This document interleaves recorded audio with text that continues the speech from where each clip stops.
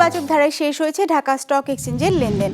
সার্বিক সূচক DSC x 11 point কমে দাঁড়িয়েছে 5323-এ। বেচাকেনা হয়েছে 355 কোটি টাকার।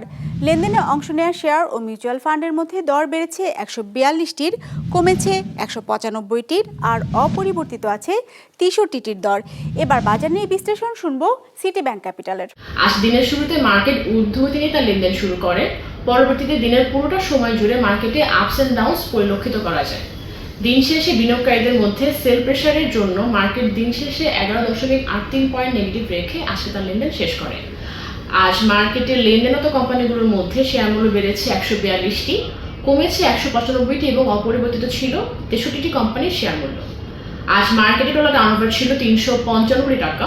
মার্কেটের গত সপ্তাহের এভারেজ টার্নওভার ছিল 426 কোটি টাকা এবং চলতি সপ্তাহের 3 দিনের এভারেজ টার্নওভার ছিল 363 কোটি টাকার মতো। আজকে সবচেয়ে বেশি লেনদেন হয়েছে ব্র্যাক ব্যাংকের। আজকে এদের প্রায় 34 কোটি টাকার মতো লেনদেন হয়েছে এবং দ্বিতীয়ত ছিল স্কয়ার ফার্মা। ইন্ডেক্স কমার জন্য আজ বেশি কন্ট্রিবিউশন রেখেছে ব্যাড বিসি। গেইনার লিস্টে প্রথমে পাচ্ছি খান ব্রাদার্স এবং দ্বিতীয়তে পাচ্ছি ন্যাশনাল টি কোম্পানি লিমিটেড।